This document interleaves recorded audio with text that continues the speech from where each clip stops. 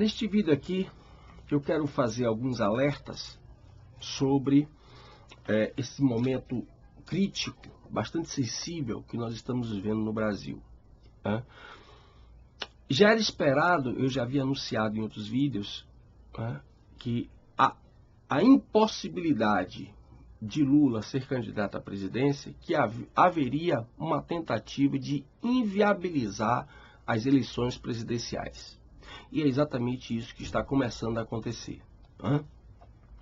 Primeiro, uma tentativa de desmoralizar o nosso judiciário, encontrando possibilidades previstas em lei para que exatamente um presidiário pudesse sair da cadeia para tomar posse como presidente. Né? Isto seria, evidentemente, o cúmulo da desmoralização institucional do Brasil e do próprio país, internamente e internacionalmente. Porém, como eu já tinha alertado no Hangout desde janeiro deste ano, 2018, havia ainda a possibilidade de Lula ser candidato à presidência. E os fatos estão comprovando isso. Muito bem. Em função desta impossibilidade, né, de Lula ser presidente, ou ser candidato a presidente, irá começar a acontecer agora no país uma série de empreitadas tentando inviabilizar as eleições presidenciais. Essas empreitadas, elas vão trabalhar fundamentalmente com a tentativa de gerar o caos no país. Né? Porque, evidentemente, como toda experiência do século XX, toda ditadura socialista, seja qual for a vertente do socialismo, seja a vertente fascista, nazifascista, comunista, toda a vertente socialista, ela só implanta uma ditadura gerando o caos, porque é do caos que pode surgir a possibilidade do líder redentor, aquele que vai salvar os pobres e oprimidos. Infelizmente, essa fórmula, já cansativamente velha e aplicada durante todo o século XX e início do século XXI, ainda funciona. Este é o perigo que nós corremos. Muito bem. Muita atenção agora para a aceleração das agendas revolucionárias. Você, pai, você, mãe, fique atento para aquilo que o seu filho está aprendendo em sala de aula. As nossas crianças e adolescentes são sempre, em qualquer movimento revolucionário, os principais alvos de atuação. Por quê? Porque uma vez que você consegue dominar a mente da criança e do adolescente e convertê-lo à doutrina revolucionária, as novas gerações irão reproduzir naturalmente essa perspectiva revolucionária. Muito bem. O momento crítico que nós vivemos, ele tem um aspecto geopolítico mais amplo. Se no Brasil não foi eleito um presidente comunista, seja qual for a versão desse comunista, bolivariano, progressista, dê o nome que quiser. Eles fazem essas trocas de nomes, essas manipulações semânticas, exatamente para enganar as pessoas menos atentas. Mas, na verdade, aonde você lê progressista, aonde você lê bolivariano ou qualquer outro nome parecido, isso significa comunismo.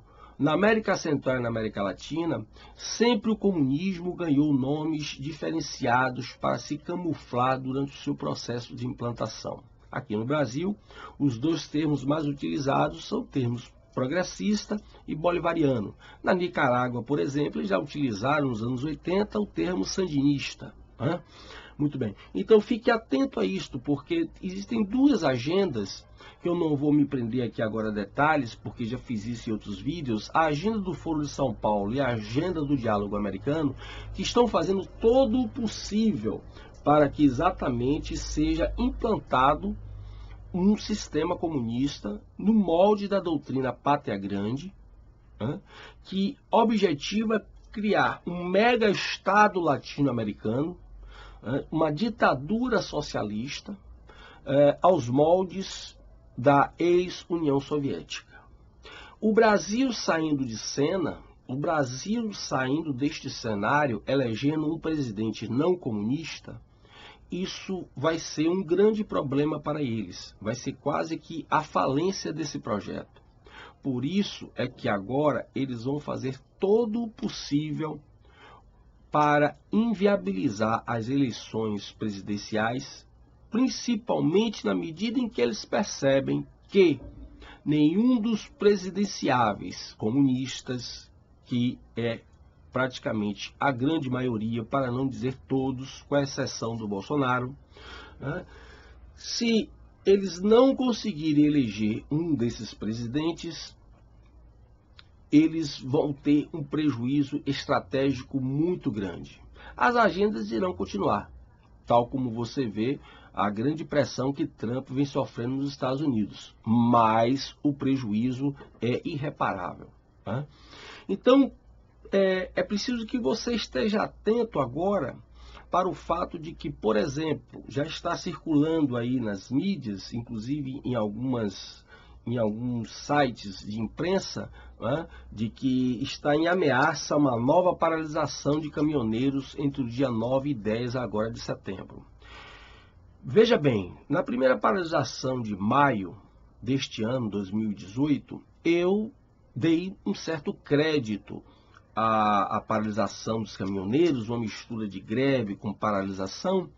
Eu dei um certo crédito àquilo que estava acontecendo, porque de fato existem algumas questões no que diz respeito a fretes, etc., combustível, que precisam ser realmente corrigidas.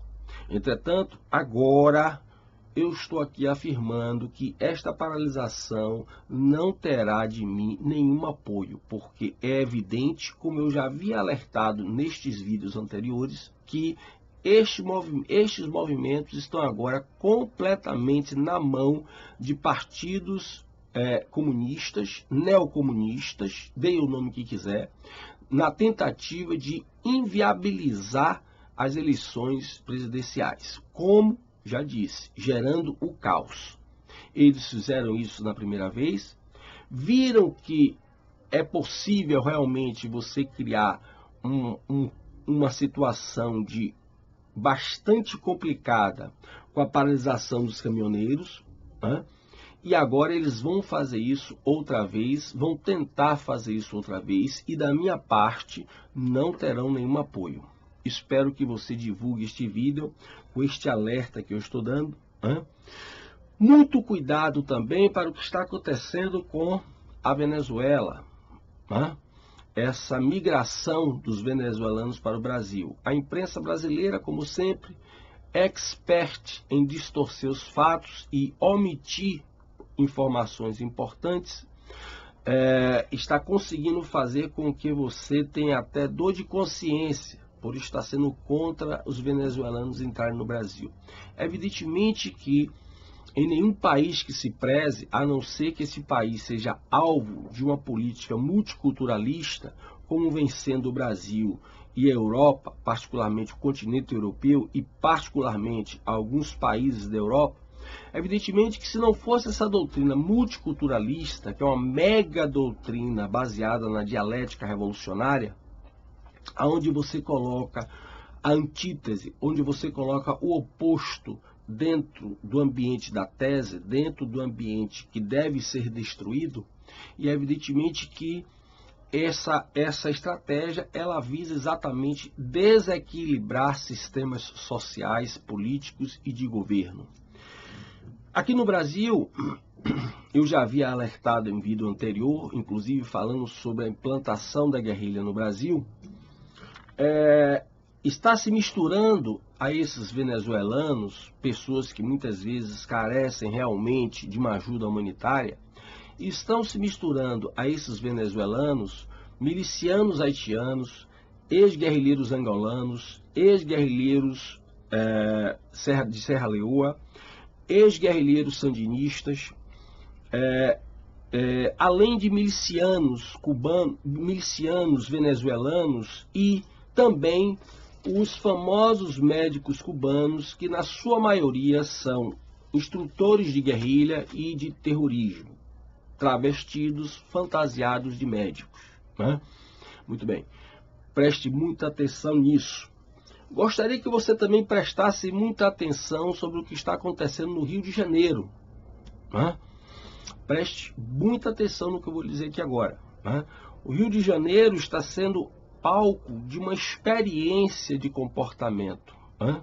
Para que possa, a partir daí, se espalhar para todo o Brasil. Não é por acaso esta iniciativa de introduzir as Forças Armadas brasileiras no circuito da segurança pública em algum estado da federação. Muito bem, o cenário já está todo armado para exatamente a implantação do modelo bolivariano, né? Você começa com o SUSP, você começa criando uma guarda nacional, uma guarda bolivariana, né? Tal como aconteceu em todos os países do Foro de São Paulo, Venezuela, Bolívia, Peru, Argentina, né? E a partir daí, então, você começa uma federalização das forças de segurança. Essa federalização das forças de segurança implica a retirada de todo e qualquer poder bélico da mão dos governadores. Nesse sentido, os governadores se tornam reféns do poder central em termos bélico-político. Muito bem. A partir daí, então, você começa a assistir à introdução das Forças Armadas e logo em seguida você começa a perceber que ONGs que ninguém sabe de onde é que apareceram, ninguém sabe qual a metodologia de pesquisa, né, começam a publicar números de que com as Forças Armadas o problema da segurança piorou. Muito bem. Preste bem atenção no cumprimento dos estágios para atingir o seguinte objetivo. O objetivo é criar e oficializar milícias de bairro, tal como aconteceu na Venezuela e na Bolívia principalmente, né? Exemplo de Cuba também. Então, vamos lá. Já havia aparecido as milícias, mas as milícias sendo combatidas, crime, né? O próprio Código Penal é alterado e passa a prever o crime de milícias. Há uma série de mudanças de combate nesse sentido. Porém, a partir do momento em que você tem esta federalização das forças de segurança e essa introdução das Forças Armadas no circuito da segurança pública, logo, como eu disse antes, você começa a perceber uma desmoralização das Forças Armadas, né? Através dessas supostas estatísticas, desses supostos aumentos da crise de segurança. É claro que se as Forças Armadas estão sendo eficientes, é evidente que a reação do narcotráfico vai aumentar, os confrontos vão aumentar e o número de mortes também, né? Isso é uma tragédia anunciada em qualquer lugar do mundo, né? Mas muito bem, estes números, sejam eles verdadeiros ou falsos, esses números começam a ser interpretados como sinônimo não de combate eficaz ao problema do narcotráfico, particularmente no Rio de Janeiro, mas eles começam a ser interpretados como sinônimo de incapacidade das Forças Armadas, particularmente do Exército, de dar conta da situação crítica que existe no Rio de Janeiro e em diversos outros estados do Brasil.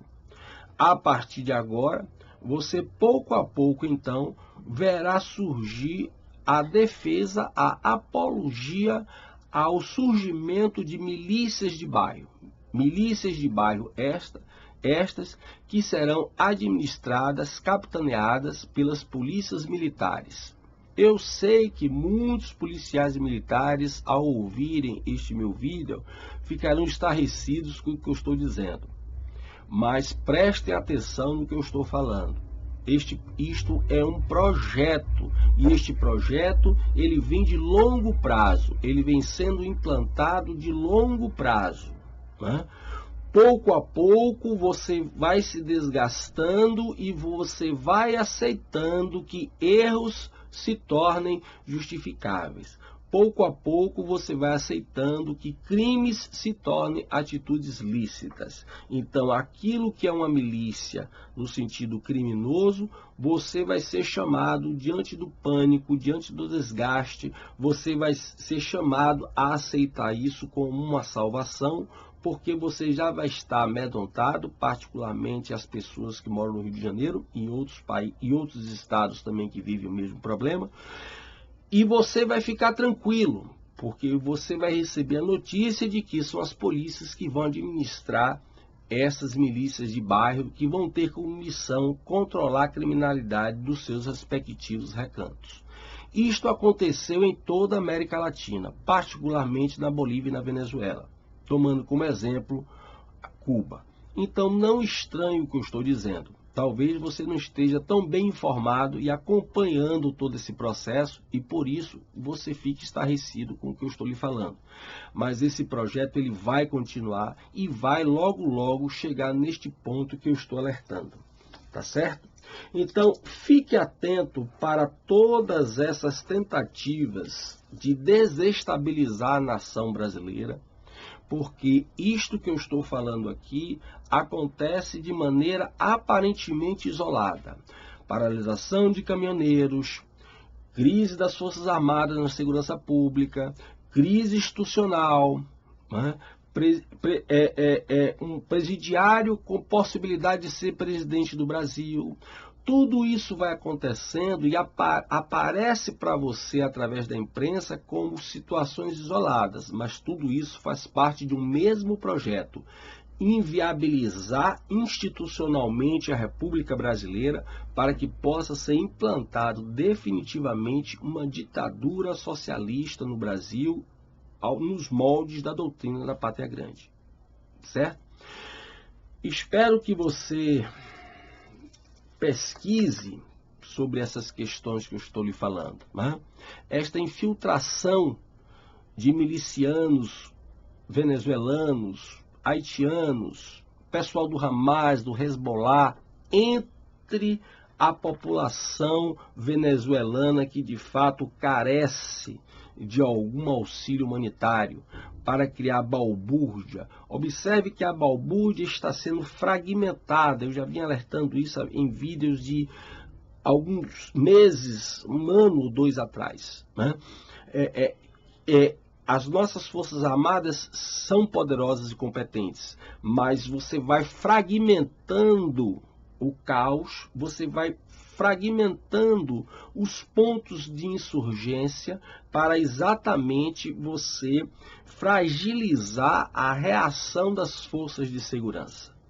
Isso é uma estratégia que está sendo implantada no Brasil.